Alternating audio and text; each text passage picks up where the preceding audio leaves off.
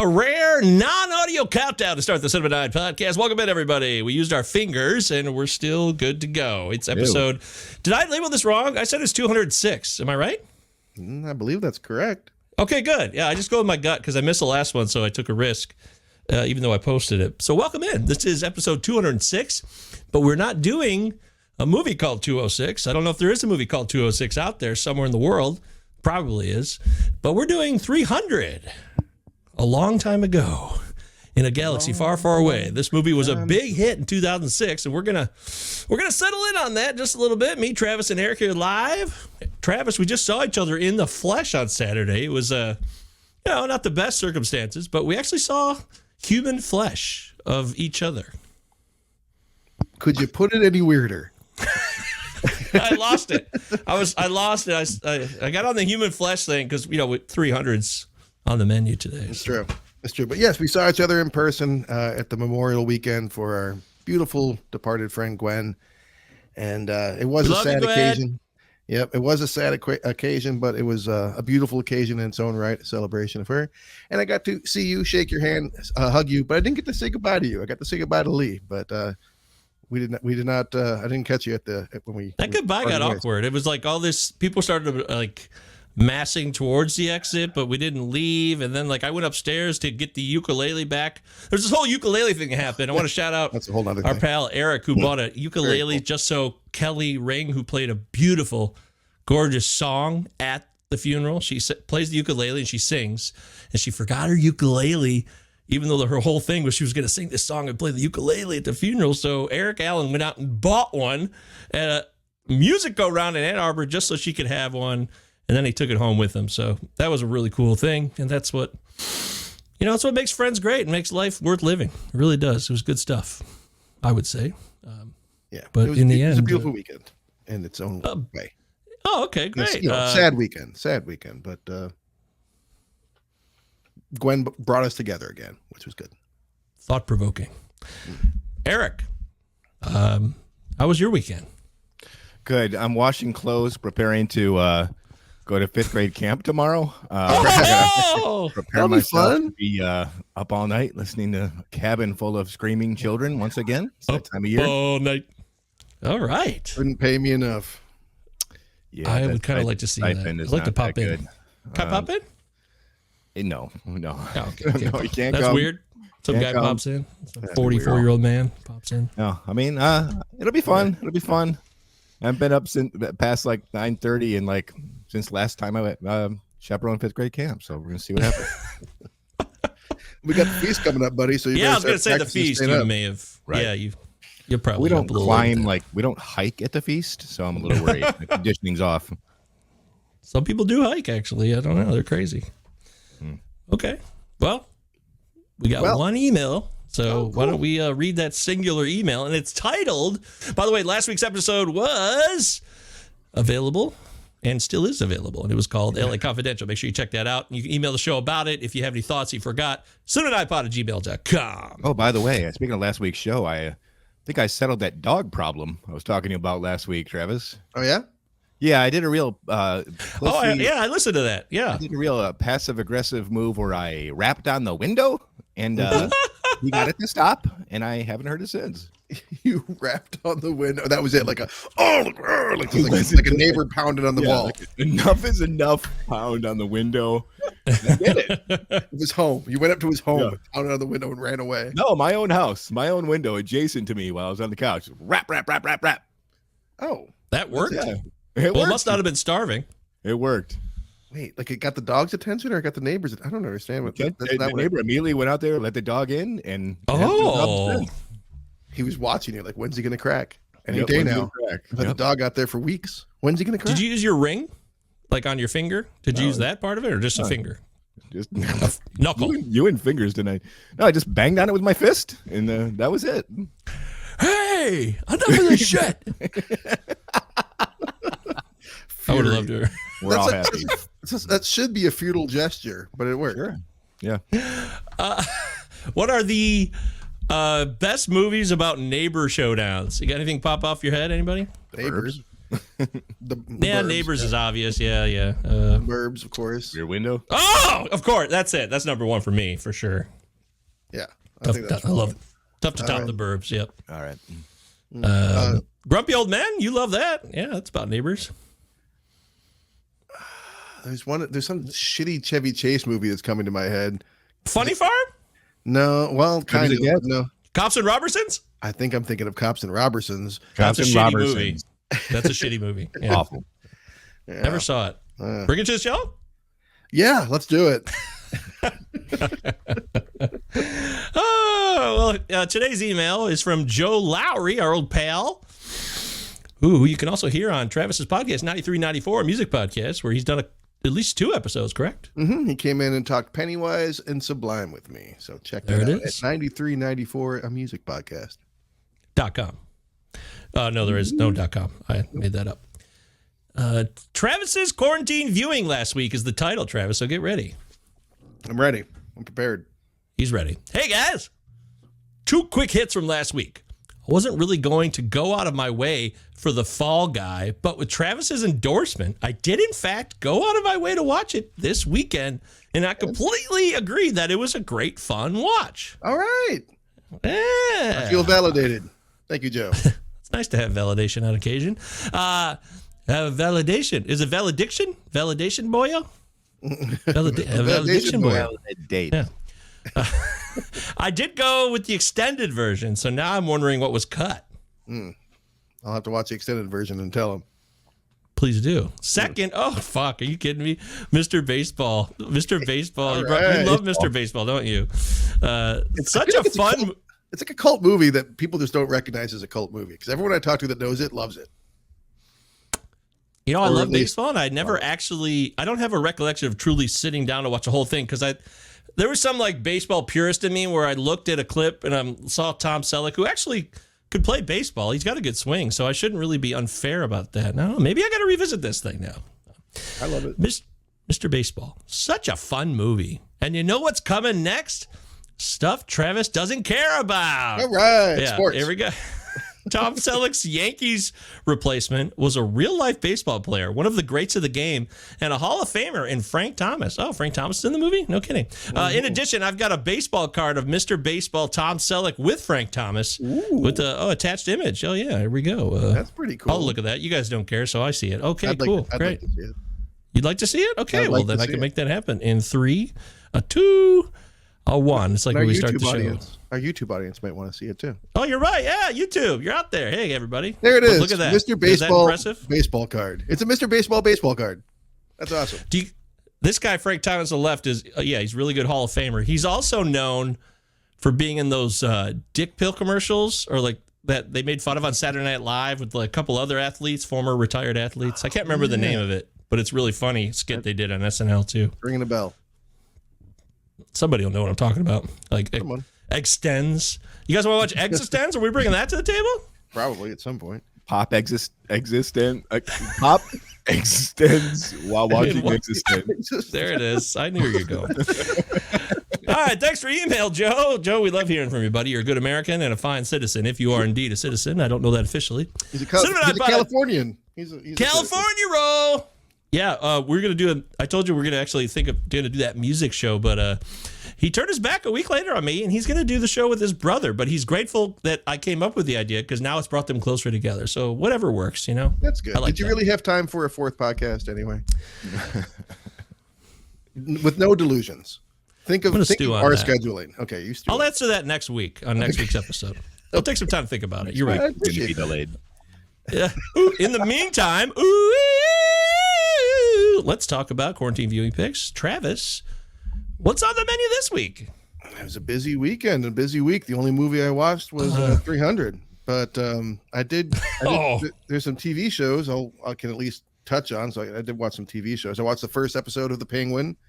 You know, it was good. wasn't great. Didn't blow me away, but I watched it, and I'm going to be on board for the whole season.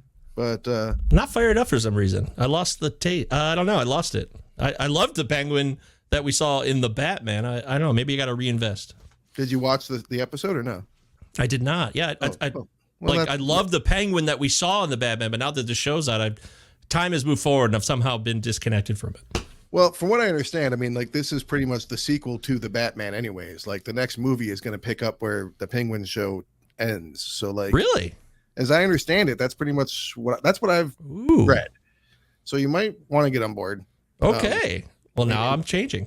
I don't know. I mean, do they really want to do that? That hasn't worked that great for Marvel, but that seems to be what they're doing. Like, again, I could be wrong, but that's what I've read. Agatha, speaking of Marvel, Agatha All Along is back, which is not back, but the character's back. Sort of a sequel to WandaVision. The first 2 episodes are out. First episode I was like, okay. The second episode, I'm like, all right, I'm getting on board. This is pretty good.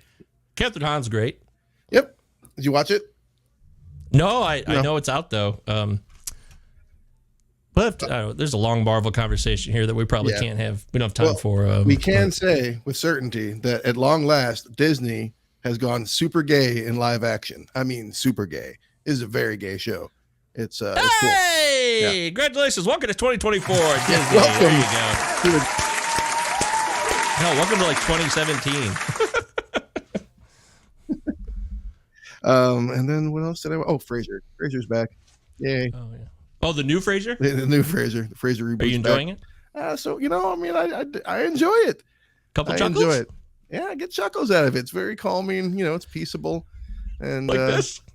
it's less peaceable than Gerard Butler covered in blood screaming. Sure, but Were you there making that face during the first episode? How many times did he make this face for the movie? I wonder how many takes of that face he had to make. There's a lot of it. You're right. I mean, there's like a lot of bare teeth. All right, bury your teeth again. Wider. We'll get to that. So that's what I watched. What about you, Eric? Freaky Friday with Jamie Lee Curtis and Lindsay Lohan. All right. I watched that and I liked it. It was You good. liked it? Yeah, it was good. I was entertained the whole time. I watched Cheaper by the Dozen 1 and 2. Oh, what a fun time I it's watched been at the Cheaper by the Brashams. Dozen 1 and 2 at my house and Freaky Friday. So You watch Father of the Bride 1 and 2 next? No, but it's amazing how many times Steve Martin's in a delivery room in movies. It's like 6 movies he's in a fucking delivery room. Parenthood? Yeah. Parenthood, Father of the Bride 2, both Cheaper by the Dozens.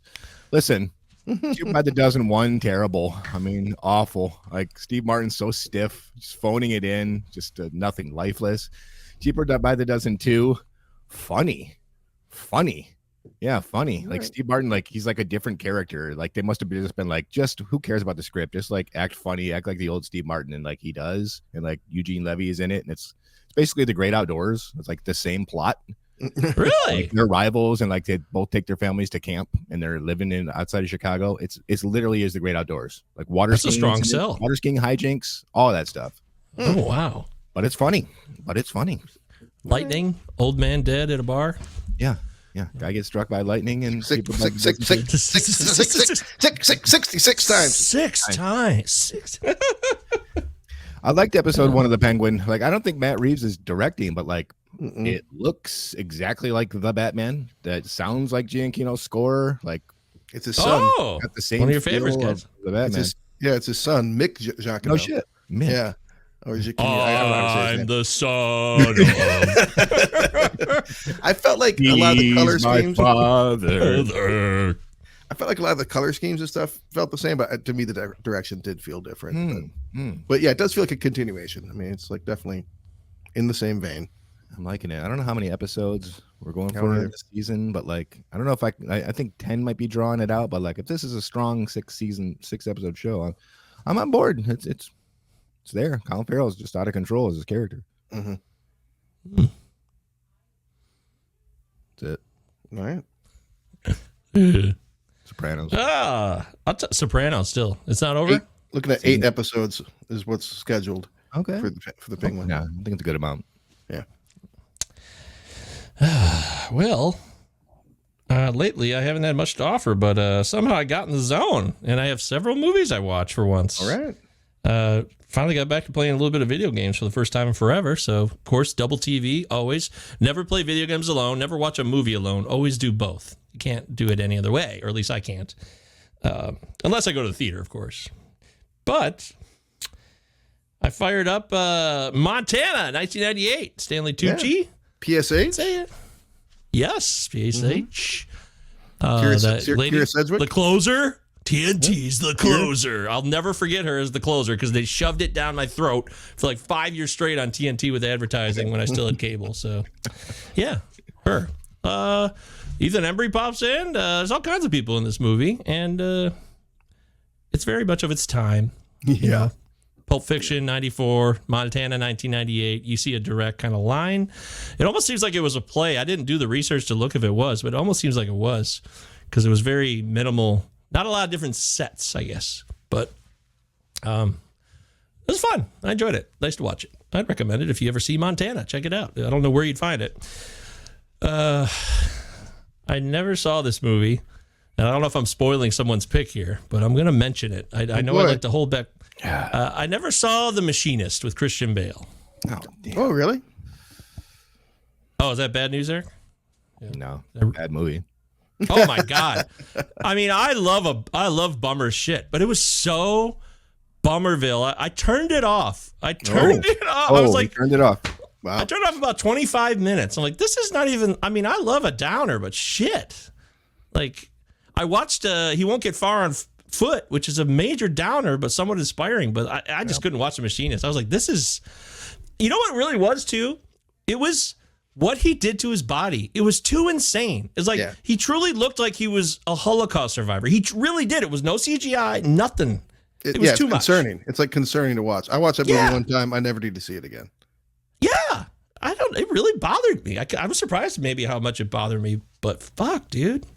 And then from that to Dick Cheney, him playing Dick Cheney. Yeah. Right? Like the dude is like, all right, you can't do this your whole life. Your liver's going to pop. Yeah, he's talked about that. He pushed it. It was too much. Not interested. No thanks. That was an off taste joke. That was a bad joke. Anyway, I'm sorry. Someone said a bad joke? No, I did. I made a bad joke, but continue. Oh, damn it. I missed it. I'll have to go back and watch later. I also watched Beautiful Boy from 2018 with Steve Carell and Timothy Chalamet, which is a gorgeous, honest, again, that's a bummer. Beautiful Boy is not fun to watch, right? But it was so much more interesting to watch because it's an honest portrayal of addiction. There's no quick answers. Shit just keeps coming. You think, oh, it looks like he's turning a corner. Nope. That's how it goes. And it's just I strongly recommend it. If you have anybody in your life who's suffered through addiction, that you know that story, you'll watch Beautiful Boy and it'll probably make you cry, but you'll also be like, God, that is just so on point. I'm so glad it exists. It's Timothy Chalamet does a really, I mean, Steve Carell too, he's understated, but he knows when to push it just at the right spots. So I think it's really well done. I think it kind of came and went. It was like an Amazon release or something in 2018, but it's good. It's real good. You're on a bummer run. Why don't you throw on Rudderless and Love Liza? You know, I recommended Rudderless last month to somebody on Twitter. Yeah, I hope they watched it. It's a great movie. It is. And the other ones, no, I can't say. I can't say anything about it. Michael, LA Confidential. We didn't get your final word. Oh, so of course I did not. I really wanted to, and I never did, but I do have a lot of opinions. I'd like to throw quick comments out on this. So, because I took a ton of notes, so let's just do the highlights here. Rotten Fitness reports the movie. That was funny. You know, he says it at least 3 times in the movie. Report. Stensland, Buzz Meeks. Yeah. I thought you guys nailed it on the Kim Basinger. Like, what the hell? How did that happen? Is that a career Oscar? It's thanks you know what? When you were talking about it, I was listening to the show, and I realized that in 8 Mile she was way better. Like in 8 Mile, she plays like this white trash mom, and she's really into the she's much more of that character than just, as you said, Eric. She says the lines. That's it. Yeah, much better acting. And the fact that Julianne Moore of Boogie Nights, one of the best performances of the '90s, an incredible performance. No. That looks terrible. And you guys are right. It looks so bad now. It looks so bad. So that bothered me a great deal. I don't think you guys missed too much. You didn't talk too much about like the Mickey Cohen stuff. I felt like there was some interesting stuff there too, but like maybe it didn't interest you, or it's like, okay, it's been there, done that. LA water rights, trolley cars. We get it. Yeah, I hear you. Yeah, it's just a great film. It's so good, and I'm so glad that both of you. I know that Eric was ready to go on it, but Travis was, the fact that you name your dog Rollo, I thought that was like a huge deal to you. I overstated that importance as well, Eric. I was like, oh yeah, he named his dog Rollo. He was really into this movie, but it wasn't as big as, that's what I learned from you. And that surprised me. Yeah, I like the name probably more than the movie. Great candy, too.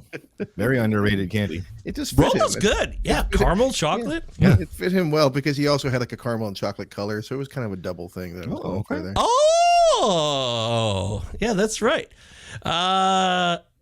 In Canada, they sell Rollo ice cream bars. They're outstanding. So they're delicious.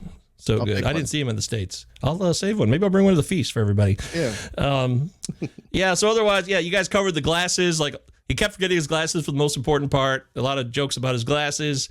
How terrible a cop Bud White was, but also this sense of justice you guys talked about it, the philosophical background, all three characters, the way they set up the three characters in the beginning, it's a masterpiece. Like, it's not forced. I'm following along, but I'm interested. I don't know. It was really well done. It was like a rare thing to see, I feel like, in a big movie like that. They crushed it. It flows effortlessly, and then you got some of these real life things that happen, like Bloody Christmas was a real thing, and these other real life events that, the master himself. I mean, Leonard, he put a lot of shit in there. Oh. L. Ron Hubbard put a lot of shit in there. It was incredible what LRH. He said the master. Oh my god, so funny. But yeah, you guys nailed it pretty much. I don't have too much things to bitch about. You guys, I felt like the fact that they had this guy who's a pimp, Pierce Morehouse. No, Jesus fucking Christ, no, Pierce Morehouse Patrick. He's not a terrible guy, but he's got to make them get surgery, but he invests for them and he takes care of them. Is that good or bad? I don't know. He doesn't beat them up. Is that a good thing? Is that the bar? I don't know if that's a big deal or not, but in the end, it didn't look, also as Eric said so well, it didn't look good, Germany. You're right. It's so important. Dante Spinotti crushed it, just made it look like this is real life. This is what's going on. And yeah, I couldn't love it more. I love this movie to this day. And I'll continue watching it. I watched it on Laserdisc. It was fun. It was like a widescreen Laserdisc. It actually looked pretty decent on the television for once. So, yeah. I like actually a bit. You guys were ripping on him, but I kind of like him a little bit. So, I don't know why. I always did. I thought Guy Pearce, that was my first introduction to Guy Pearce. I loved it. I'm like, this guy's amazing. Who is this guy? And then I saw Memento and Ravenous. And I think he's the best out of the three cops, for what it's worth, as far as like being a like person of value, like just being a good person. He does. I mean, he has like a really shitty moment in there in particular. He's got a few really shitty moments in there, but I do think he's like got the best moral center. Yeah. Also, Eric has seen this movie so many times, but it was totally lost on you that Danny DeVito is set up to take pictures of him and Veronica. It was totally lost on Eric. He's like, I had no idea. I was totally lost. I just thought that was hilarious because you see this movie so many times. Let's just say during those scenes, I was mostly hitting the pause button. A young man. There you go. Okay. A little Mr. Skin in you. That's nice. Good to hear that. And also, I love the Danny DeVito opening. I love his character. I love Hush Hush. Strictly on the QT. I love all that shit. You guys, Roger Rabbit trash. Yeah, you said Roger Rabbit trash. I love Roger Rabbit, but I disagree with that. Cause that's not trash. It's awesome. It's historically accurate. Okay. It's like some Winchell type shit, you know. It is. You know, yeah, that kind of stuff was big at the time. Confidential was a rag back in the day. Yeah, so but I also like DeVito's character. He's a douchebag, and he plays it all the way. I love that. I thought he did a great job, and I just thought you guys were, or at least Eric was a little harsh on him. Didn't love that. So I got a pass on that one. You get a pass on that one. Congratulations. Apparently, you are not righteous trash. Also, you could exploit a black man, tell him his brother will get out of jail and just leave and never come back. That seemed like a plot point that moves people forward. Travis, I didn't hear you talk enough about how the guy's a dog killer and that might have bothered you. because that was not cool. I mean, the guy has total disrespect for dogs. I didn't get that. Why was he so against dogs? I chose not to dwell on that. You know, I mean, I reminded myself it's a fictional character, and no dogs actually died, and I just kind of went, okay. I'm sorry. They really want us. They want us to hate this guy. They're like, we're gonna expose him as a kidnapper and rapist pretty soon, but he's also a dog killer. So make sure you hate this guy. Don't feel too sorry for him as he's getting framed. Maybe even your dog. Hey, John Mitchell would say. Oh yeah, hell, maybe even your dog. As 2 inmates suddenly have weapons and kill everybody in a parole hearing, which would never happen. Would never happen. But now we're talking Ricochet. What's more fantastical, Ricochet or Wizard of Oz? I don't know. In the end, the race angle and the female angle, the rapist, that she's Mexican. You guys called everything out. It's so. It's there. I actually thought the last thing I want to say, and Eric's like, are they trying to make a connection to like the 90s? Because Rodney King was in the early 90s. This movie came out in 97. And Travis, I thought, quite rightly said that the LAPD had a long history of corruption. So it was nothing new. What you saw in the 50s was not far off what you're still getting in the 90s. And I think they intentionally didn't have to do anything because it spoke for itself, I guess. That's how I saw it, but you guys covered it still, and that's all that matters. So you want your phone? I love you. And there you go. So you guys did a great job. I'm so sorry I missed that episode. I watched it and everything, and I had to get that fucking prescription. But our new policy, you don't show up, you're out. I like it. I like it. It's hard line, bottom line, and I respect it. I do. It's good for the show. It is good for the show. It's good for the viewers and the listeners, because we'll keep them coming for you. And that's what we aim to do here in the Cinema 9 podcast. Last thing, Councilman Doofus. Yeah, I just want to say that. I wrote that down. Councilman Doofus. Boy, I could talk about that movie for a long time. All right, here we go. Let's get into this is my pick, apparently. Mm-hmm. And I know Eric I also listened to the end of LA Confidential, and you were baffled. Like, 300? What is this, Govier? I'd love that. You made me laugh out loud. It was really funny when you said that, because you're right. I never saw this movie, and that's the reason I picked it, actually. Wow.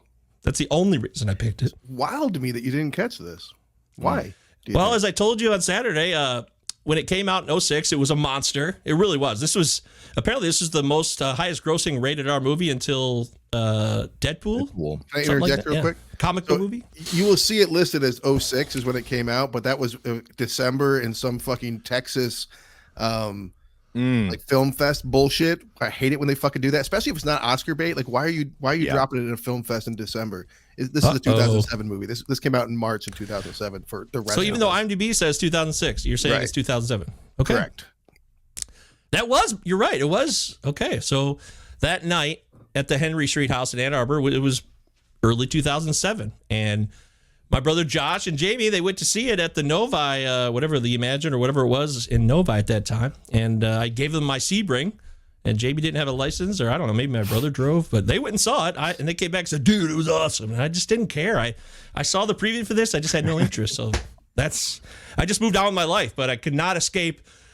I've seen the parodies, parodied to death. So I kind of like get the gist of it. So. I caught it in theaters. I really liked Dawn of the Dead from 2004. I was really about that movie, and I thought when I saw the previews, I'm like, okay, it's a Frank Miller adaptation, and I really liked Sin City, and it looks kind of like Sin City. And so I remember seeing it in theaters and being blown away, and owning it on DVD and watching it a lot, and like owning like a pose it, not like a play with it, but like a pose it action figure of Leonidas. Like, I think it was a Todd McFarlane toy, if I recall correctly. I was really about this movie for a long time, and then I didn't watch it for even longer. Wow. Yeah, I mean, same. Zack Snyder was on top of the world after Dawn of the Dead. Word came out that he was teaming up with Frank Miller for an adaptation of 300. I was in the theater opening night. My face melted. I was fucking blown away. Walked out of the theater with my jaw on the floor. Haven't seen it since. You haven't seen it since theaters? Nope. Wow, that's interesting. That you would be blown away and never feel the urge to revisit. But it also says something. Yeah, it does. Well, by the way, on last week's episode, I loved the the English voice you brought out, the reviews. It was a lot of fun, Eric. You did a great job. I really enjoyed that. Michael. And Travis said, thank God you had it up. I laughed when he said that too. Yeah. I was like, oh, thank God you have it Never up. prepared with that. So, Travis, was the score spoiled for you again? I think it was, but I also sort of forget. Oh, great. Well, if you I'll forget, guess you last. can play along. I'll guess Okay. last, in case I. This has to be like a 7-6, in my opinion. Way too high. Oh, really? 7-0. Okay. I think I may have seen 7-7. Wow, I nailed it. 7-6. 7-6. Okay. Wow. Yeah, this is what it just made sense with the people. I'm not saying that's what I think yet. I'm just saying. Over on Yeah, you the know, Rotten It's Go always ahead. a funny thing with us trying to guess the IMDb scores. I don't know if we've ever really addressed this on the show before, but like partly it's like, are we showing our hand and how we feel about the movie? Or are we trying to or is it more like that we're trying to detect what the people, whatever the fuck we think I the always aim people for would a choose, or universal. vote. somewhere in between? Yep. I'm always aiming for what the people think. That's where I'm coming from, anyways. So That's what I'm going for, but we're all tainted too by our own perception of the film at the same time. well, I saw it once, so maybe I don't know. It stuck with me how big a deal it was, so I thought 7.6 was just about right. As far as the Rotten Tomatoes reviews, we got a 61 from the critics. That's barely a fresh red tomato. That's a D- right there. It's not great, but 89. Hot buttered popcorn on the other side. Big divide here. 89, People are happy. 61. People are Yeah. happy. Well, people, it doesn't mean they know what they're talking about. Or does it? We'll find Like out blood today, sausage. 7-9. Blood sausage? Blood People like diner? blood sausage. Yeah, they do. It's true. I like blood sausage. Blood diner. Could you have blood sausage at Blood Diner? I wonder. I'm not sure. I bet you could. Well, back in the day, Roger Ebert was still alive, and It's true. he said this. Holy 300 has one-dimensional caricatures who talk like professional wrestlers plugging their next feud. You got not like it. That's great. That is true. It's hard to imagine Ebert being like, "Yeah, I love this. This movie kicks ass." If it entertained him, you never know sometimes. He surprises, You never know. but yeah, he does. But still, it clearly doesn't not a seem like- wrestling fan. WWE? WWF? Oh, hey. Yeah, dude. Eric, are you getting ready? Oh, he's gone. I got to say when he gets back. He walked disappeared. All right. Good time to walk away. How about David Denby from the New Yorker? Once upon a time, he said in 2007, or at least it was posted, as Travis clarified last week. Sometimes it's just when it's posted. You're right. A Muscle Magazine fantasy crossed with a video game and an army recruiting film.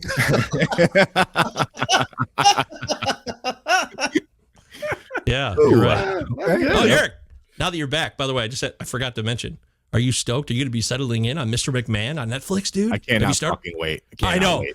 I know. I need there's 6 episodes. Cannot wait. 6 episodes, I think. I can't wait to settle in. I'm very excited. So, Netflix, if anybody's interested, just came out this morning. Let's see who else. This is different. How about this guy? We never hear from somebody in Oregon. How about that? Let's hear from Mark Sells of the Oregon Herald. A film whose primary purpose is to entertain the male ego. He likes it. He gives it a red tomato. So apparently he likes that kind of shit. So Just trying to keep it real. I guess so.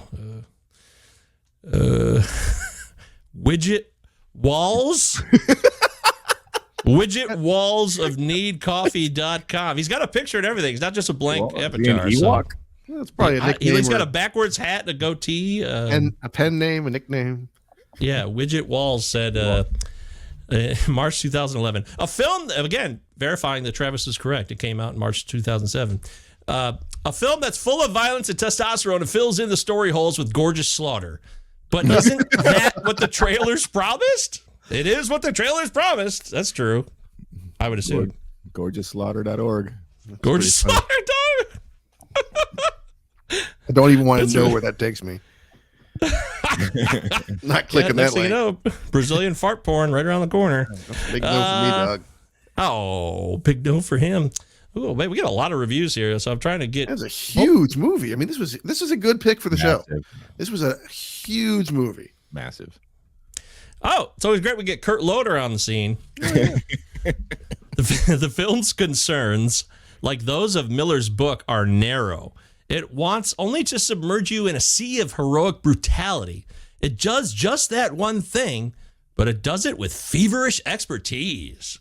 He loves it. It's not a bad review. That's pretty spot on review. It's pretty good. I mean, do you like one-note movies? This is definitely in the category of that. For the most part. Well, actually, is it? I don't know. I was wondering if Desson got on here before he signed up with Obama.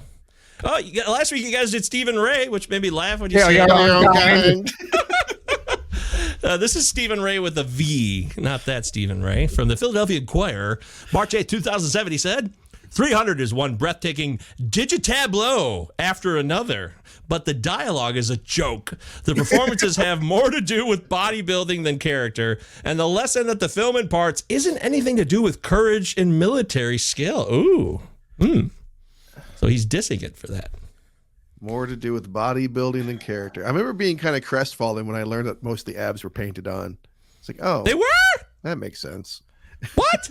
Are you serious? I don't know. That pisses me off. I just read the trivia. It said 8 week.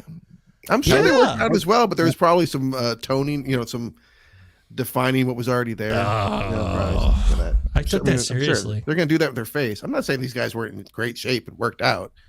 Oh, but, okay. I mean, they would have highlighted it, which makes sense. We need a female perspective. This is a male-driven movie, I would say. It's you fucking do. Yeah, Lisa Schwartzbaum from Entertainment Weekly. Hey, all right. This is Dazzle for the head, not the heart. But she gives it a B. She likes it. It's a red tomato. I don't know. Peter Travers, Rolling Stone, said 300 is a movie blood drunk on its own artful excess. Guys of all ages and sexes won't be able to resist it. I don't know if that's true. I think some people resisted it. You did for yeah. I mean, I gave in. Oh, Kirk Honeycutt. Here we go. Mr. Honeycutt, it's been a while. Good to see you. Kirk Honeycutt. Shit, I thought there was a Honeycutt. Or is that Goody Coons who works in Arizona? Honeycutt works for the Hollywood Reporter. Okay, well, I forgot that part. Yeah. Goody Coons. Yep, I didn't see any Goody Coons here. Frank Miller's graphic novel about an ancient Greek battle comes to vivid life. Thanks a lot, Honeycutt. Jesus Christ. Sucked. Yeah. How about one more female perspective? Claudia Puig of USA Today. The battle sequences are filled with grotesque spectacle. They start off entertainingly ferocious, then grow numbing with stylized spraying blood and severed heads. I could not agree more with that. I really couldn't. She's right. I mean, too much. This is a textbook example of when they talk about like people, the D&D from Game of Thrones. They said people don't want to see endless battle scenes. And this is that movie. This is the reason why. This is. I mean, they don't get to battle until an hour in, but once they get there, they stay there. But it is about a famous battle. You can't have a war movie without without. That's true. And I'm not going to sit here and pretend that this is an accurate depiction of the Battle of Thermopylae in any way, shape, or form. No, but at the same time, you don't watch Platoon and complain that there's too much gunfire. That exactly. Yeah, I don't know. There's certain points I'm just like it. Yes, well, we're already desensitized to violence, but you're getting like what I talked about Starship Troopers. This is like watching somebody play God of War for like 2 hours. Like, hack and slash, chop, chop, chop. And it doesn't help that everything's fake. Like at a certain point, like I didn't mind it that much, but at a certain point, you're just like, none of this matters. Green screen the movie. Yeah, that wore off on me. I know this is a graphic novel. I get all that, but it didn't wow me and keep impressing me in any way at all. I was like, can we just get a break from this? It actually did the opposite to me in some ways. Yeah, I remember seeing more talking scenes. I remember seeing this in theaters, and the scene when the Persian emissaries, the first black emissary to visit the Greeks that are all played by people from the United Kingdom. Of course. When they're trampling like the dirt and the dust and like coming in, I remember like being in the theater and like I had like the same feeling I had when I saw like Neo doing the spin thing in the fucking bank with the gunfire. I remember like feeling like this is amazing. This is going to be a fucking classic. This is something epic. This is important. And I did feel that way for a long time. Yeah, they hit kids right off the bat in this movie. I like that. They just set the tone. Like, hey, we're hitting kids. We're bitch slapping and backhanding kids right away. And so they don't. I actually respect that because this is a brutal society where that means a lot to them. So in a way, I actually respect it, even though I don't like to see it or I don't want it to happen. But it's, I don't know. It seems like it would happen back in those times, I mean, especially for this culture. Yeah, the Spartan culture, right? So yeah, I mean, it does drive. I mean, they're telling us these people were taught to believe that the best thing that could happen to them would be to die on the battlefield. Yeah, they're bred to be soldiers. Yeah. So I guess I just want to clarify then, since you brought up that the historical accuracy of the Battle of Thermopylae is wildly off, but the Spartan culture itself was a real thing. It's a real place. City states. Remember those? Remember 6th grade social studies or whatever the hell it started? But yeah, so that's real though. Like that culture existed. Absolutely. Okay, I just want in the phalanx. Want to do your validation. That was all real, but I mean, and this is like a cursory Wikipedia knowledge of the subject. I'm a historian, but not of this fucking era or place. But as I understand it, there was like 300 at the Battle of Thermopylae, but before that there was like 10,000. And then when they learned that the Persians had gotten in the back way and were gonna like fuck them up from both directions, Leonidas sent everyone home and said, like, don't, it'd be a slaughter. We want you to fight another day, but like kept a contingent there to fight. And it was 300 plus another 700 of the brave amateurs, the Thespians. So like, all right, so it was the 300 was actually 1,000. I mean, it just kind of started, and like it wasn't until the very end of the thing that it was even 300 anyway. So just like, okay, these things gotta start adding up. The Arcadians? There was not any executioner with blades for arms that I'm aware of in history, but I don't think anyone would survive that surgery. Were Saudi Arabians monsters back then? Can goats play the sitar? That's my big question. Yes, a fucking goat plays a sitar in this movie. Just like cuts to that, and you're just like, "What the fuck?" I'm watching. This is Fury Road, dude. Fury Road's like, yeah, I saw that in 300. Let's just do that. Also, so you got McNulty in this from The Wire. I immediately screamed it out. Like, oh my god, it didn't fit to me at all. I could not stand seeing McNulty from The Wire in Spartan garb or the with the assholes up there. What were they called with the Oracle? Those scumbags, those leches, those fucking gross leper fucks who lick women who are, and it was fucking disgusting. Those people. I mean, I like lepers, but those guys were fucking sick. Lepers. I do. I leper. I immediatally thought of the Braveheart leper dad as soon as those guys came on screen. Leper nose. Robert the Bruce's gross ass leper nose dad up there dying. I couldn't help myself. I immediately thought of that. But yeah, McNulty. I just so used to McNulty being McNulty. Yeah. So Dominic West being this scumbag politician fucked me up, I guess. Did you notice who played the other politician, the good politician, the Stephen Coffee? From History of Violence, yeah. Coffee. McGetty. Also from Pontypool, another good movie. Coffee. I can't believe I didn't think of Coffee. I was like, oh, there he is, that guy. I see him everywhere. Yeah, but his name, some reason when I see his face, I think of Lance Henriksen or Scott Glenn. And I don't know why. He looks like Lance Henriksen, that's why. Oh, okay, good. All right, good. Yep. Oh, then a great voice, though, Stephen McCann. He does. Yeah. Oh, it's a, Like also, you got honey. Yeah, like boiled honey. You got Cersei from Game of Thrones. She's here. Lena. I'd never seen her in anything else, so this was new for me. Beautiful. Yeah, So, yeah, there's like people who show up, and I noticed it. So yeah, RuPaul is that bad guy. We got. Wait. Michael Fassbender's first appearance. Yes. Oh my god! I remember that. I laughed. When he came on screen with that hair, it made me laugh. My note is Goofy Fassbender. Yep. Yes. Oh, Fassbender just pops in with long hair. That's what I wrote down. He like looks to the left. He's like, for God and country, or whatever the fuck. And you're like, oh god, that was fucking awkward as hell. No one else is yelling Fassbender. This is read the room. I was not expecting it at all. You're right. I was like, whoa, hey, he's here. Holy shit. And this is like his first big movie. Right? It was his first film. He'd done TV before this, but not film. Oh. Stage and TV, but this is his first film. We've Well, he also made me got laugh. we've got the Spartan version of Brian Cox. You're gonna go to war. You're gonna amass an army of 300 every 5 seconds. This fucking voiceover. Yes! This fucking voiceover, dude. Narration of the One Eye? movie. Yeah, from One Eye. Oh, It God. felt like when I was a kid and like I had to like when my dad was watching TV, I'd be forced to watch fucking Nature with Richard Kiley, where the fucking guy where Richard Kiley just explains everything that the animal's doing. It's pouncing in the field, ready to attack its prey. Most boring show ever. This is it. Most useless voiceover in a film.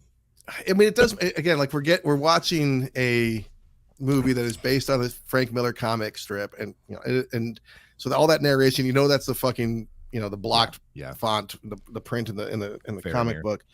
But I mean, it really does feel a lot like they went, oh yeah, this worked for Sin City. Let's do that again. Because the first half hour, at least, I mean, like there starts to be motion and stuff once they get to war. But the first half hour or more, it's almost every shot like could be a freeze frame. Oh, we finally mentioned the slow-mo. 45 minutes. I was waiting for it. Yeah, there's a little So bit what of else do you slow-mo. say? And well, then it speeds up and then it slows back down. Then it speeds back up real quick, and then it slows back down. Yeah. Ramsey on the scene. I call this seriousness the movie. I mean, this movie is so serious.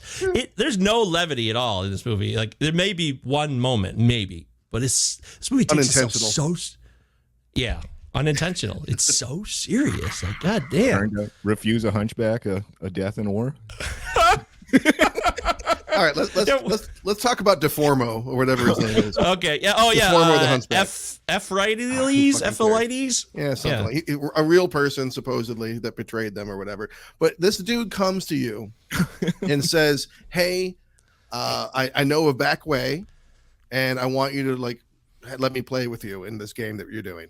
And he calls him friend. He touches him. He patiently explains like this won't work for what we're doing. Like you're not trained and you can't actually do it. So, and then Deformo like throws his shit away and screams like "Fuck you, Leonidas!" And Leonidas just strolls off like, "Yep, that guy hates me and knows the back way in. We'll kill you if you're a baby." In Deform, but now that you're a full-grown human and I'm just like, what this is leadership. Like at least hold on to him. Yeah, and take him along, and then you kill him before the battle starts, like so he's not in your way. Or just throw him out as cannon fodder and be like, "Here, I gave you what you wanted." Like, I mean, like something like you don't like knowing what he knows. You don't deliberately, and then he lets you know that he's mad at you because he's screaming at your backside, and you just stroll away and don't even look back. Like that's not smart. I would like to say that you're right because Leonidas's dedication is endless to like every detail. He never rests when others rest. All that shit. They keep making points of like he's always on point, but then he's like, "Oh, who gives a fuck?" And it's absurd how on point. Like the first night is like, "No sleep for the king. No sleep for the king." Exactly. It's a big day tomorrow. Better walk on my feet all night long without sleeping at all. So I'm really on top of my game to fight tomorrow. I'd like to go back to those scum priests real quick. I just have a couple of things I want to say. I wrote down that the gross priests who look as bad as Catholic priests are on the inside. That's what they looked like on the outside. That really stuck with me. Also, I thought the lady who does that weird shit with whatever they're doing there, lady does nude goofs. That's what I thought. I loved it. It just fits so perfectly because if you're watching that scene and you say those are nude goofs, there's no doubt about it. So it was really bizarre. Yeah. Also, there was a lot. Yeah, clearly, yeah, right, because they use water in the real scene there, or they took it out later. Also, I wrote down moon butt, and I don't know where I got that from. I just wrote that down. So, yeah. Butt. Loaded weapon 1, butt in the moonlight shot. What a great call! Nice, well done. Yeah. Also, classic token. Take this necklace bit. Yep, I thought of you then. How do we have them protected from far away? Fuck, take off the necklace and hand it to somebody. Take this.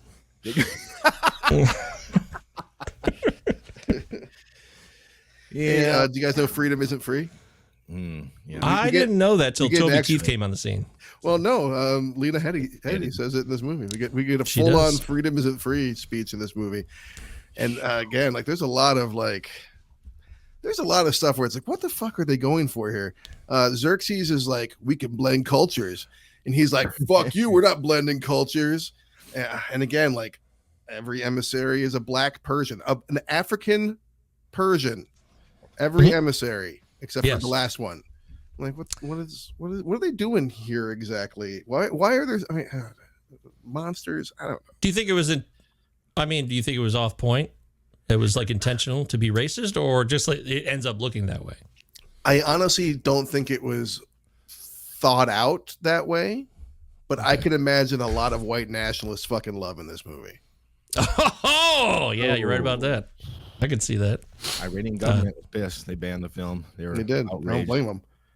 Oh, well, yeah. Well, good for them. There's Iran's not everything we think we know about it, America. I'll just let you know that. But you brought up Xerxes, dude, and as a first-time viewer of this film, as soon as he spoke, oh God, I was in tears. I couldn't believe it. I was like, oh, this is like one of those fucking 70 kung fu dubs. It was awful. It was so awful, and I could not stop laughing.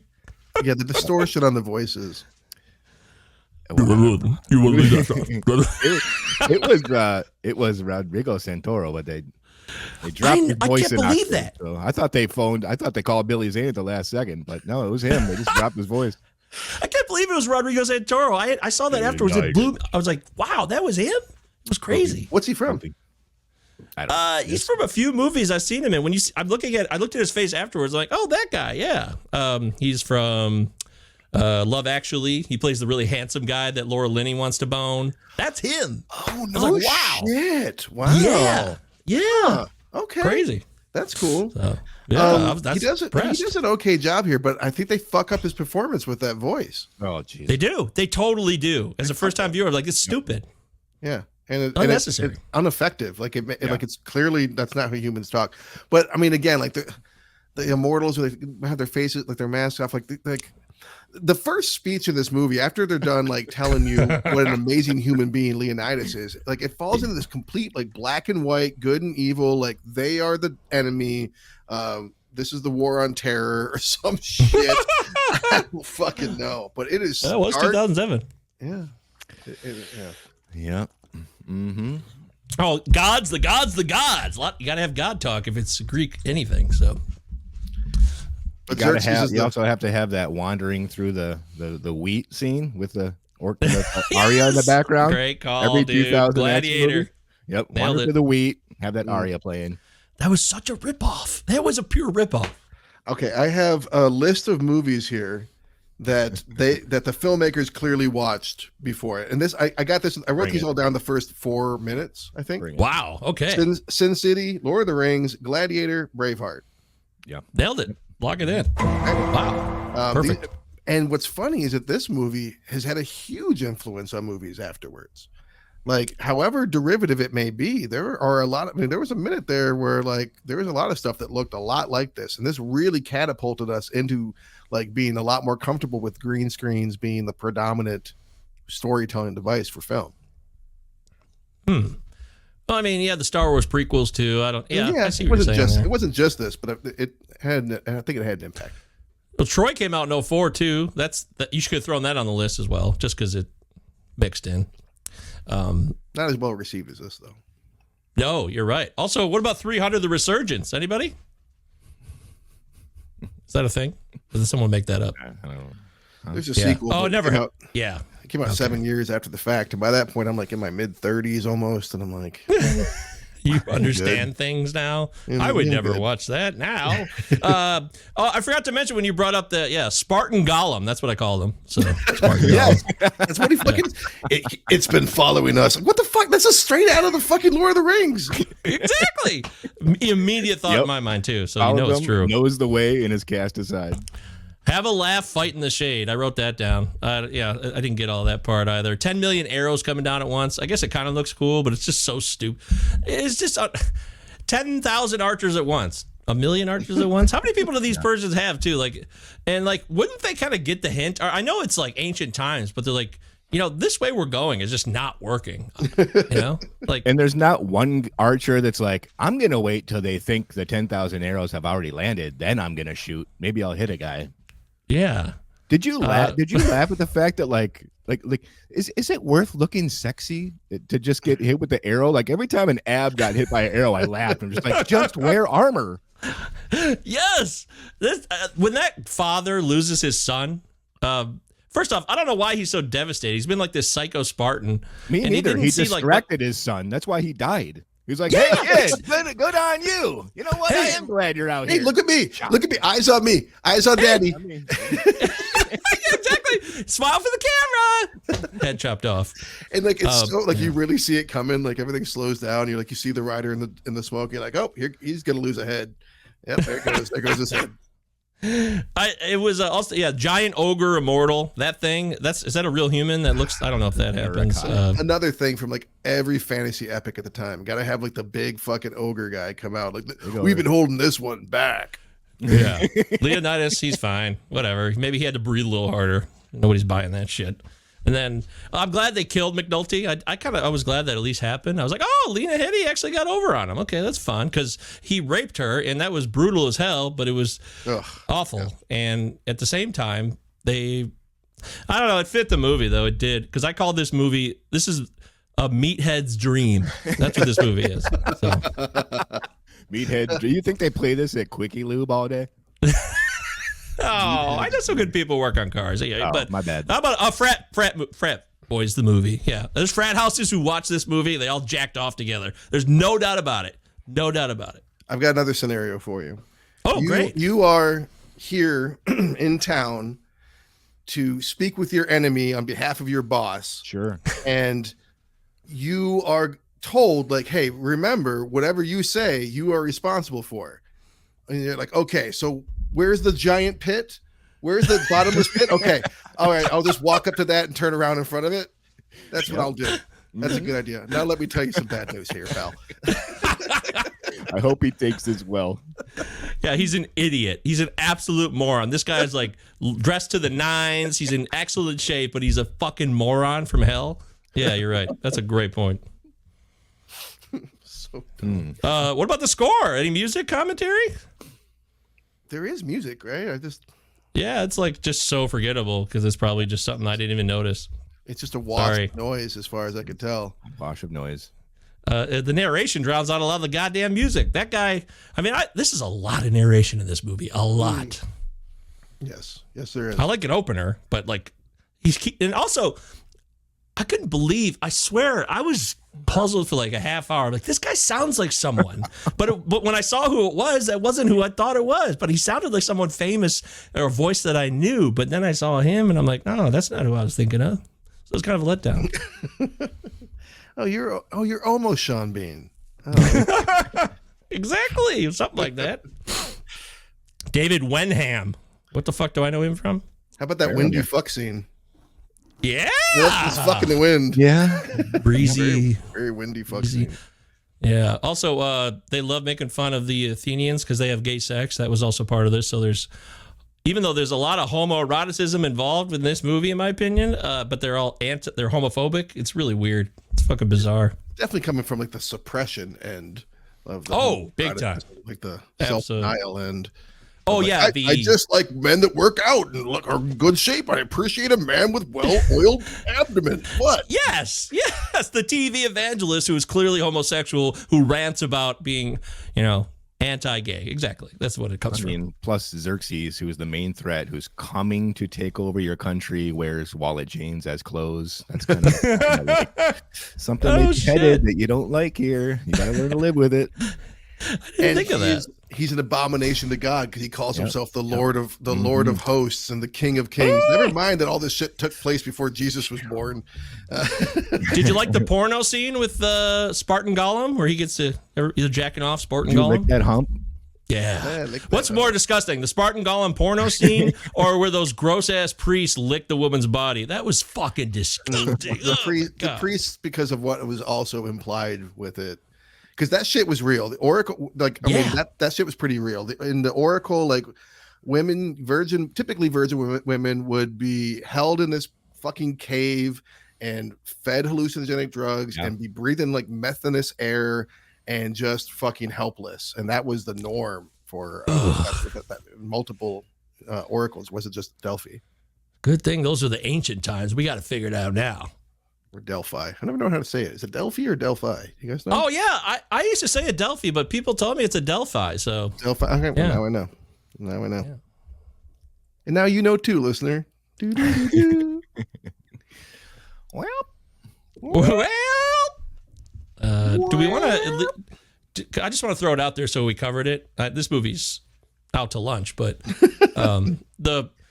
the political aspects and like the philosophical point of view of the Spartans, did any of that like ring with you guys? Like, oh, okay, well that's interesting. Yeah, I mean, I guess even though they're tough, they're fair, or was it just like who gives a shit? I felt like go too far with seriousness. No, I was trying to give Eric a moment to jump in, but he doesn't seem like he wants to, so I'll just jump in. To me, it seemed like again, like just a gross over celebration of like wartime pageantry and just machismo, masculinity, and just like all of that. Like that was the main focus from what I could tell. The critic accused it of having like no heart and soul. I mean, they're trying to like have bonds between the soldiers and discuss honor and then all this stuff, but it just falls flat because it's just like a commercial. There's nothing really to grab hold to on here. It's just I couldn't connect with it. Well, Leonidas has a couple moments where he's actually reasonable. Like everyone else is unreasonable, it seems like, and it's. So I latched onto that a little bit, like, oh, okay, well, yeah, this guy's not irrational. He's trying to remain when he's not chopping heads off and shit, of course. But I'm saying when they're prepping to leave and he's got to fight it off with these other assholes who are politicians. Right. I did think about and consider the notion of, wow, like putting people through hard times to make them better people. As we move into 2025, as this year starts to slowly come to a close, I ponder for a minute. I do. And you can criticize if you want, but I ponder for a minute like, okay, maybe, I mean, these people, obviously Spartans had to suffer trauma to be Spartans, the best warriors, the best people who fought in terms of military might and violence. But you don't hear a lot of stories, at least I'm not aware of a lot of the mental sides of what Spartans had to go through, or if it really haunted them and if they were fucked up from it or not. So I find that I try to think about it from today's angle, and it's too far removed, but it did creep into my consciousness for a few minutes. It did. Well, we got a country fighting an impossible war right now with Ukraine, but there's value and honor in what they're fighting for sure. But being pushed as younger people, like through really difficult challenges that are totally unrealistic today would never happen. I was thinking about that as well. Like there has to be a negative consequence or some of that for sure. We haven't talked about the end. Okay. He kneels down and like does this whole fake out. Like the audience is like, oh no, now he's suddenly now he no longer is the man of reason. He's gonna, and it's like, no, I've got to I got to take my shield off so that my balance isn't off, and I got to get down on my knees. And it's like he does this whole performance, and like I'm expecting him to jump up suddenly and then throw the spear and be like free market economy or whatever, and then but instead like Fassbender comes jumping out behind him. Uses him as like the rockers board, and kills some other dude. Just kills some other dude, and then he throws. Dude, like if you really wanted to kill Xerxes, you literally had your shot. Yeah, and you instead wasted it on Fassbender killing some other dude. You should have had Fassbender jump out and him jump off you and fucking throw it, or you jump up suddenly with your like fucking something. You had a shot here and you totally blew it. Yeah. Marty Jannetty and Shawn Michaels. Don't kill Xerxes. Yeah, he's putting down all this shit. He's got this giant. Oh, by the way, there's like all my Spartans covered up in shields, like ready to defend themselves. So they're clearly not giving up. Stupid. And he cuts his cheek. Okay, who cares? And then he dies. And all those arrows come down, and we all laugh, and that's the end of the movie. We all laugh. Yeah. All right, Mike, you brought this thing to the table. Mm-hmm. Yeah, I did, and I never saw it, and this is what we do. You got to find out. So at least I had a few laughs with my friends. But yeah, this movie is it's just not my type of film. Violence could be fun. I love. There's a lot of action movies are a genre, and they always will be. This is an action film. This is a comic book movie because it was a graphic novel. It's supposed to be unique for its time, but almost 20 years later, I don't know. It just doesn't look that great to me at all. It looks like it's really easy to make it. It's like, hey, let's just have the same color palette. We don't have to change anything for the whole film, really. Let's just set it up this way. Blast the contrast or whatever the fuck they did. And it's I didn't enjoy it. It wasn't entertaining. I did have a few laughs, so I enjoyed it for the wrong reasons. But when I say it holds up or not, no, it can't hold up because I did not enjoy it for its intended purpose. I did not. It's a type of movie that like would be on at like sports cuts if you went there to get your hair cut and like you have to watch it while your hair's getting cut. I'd turn my head away.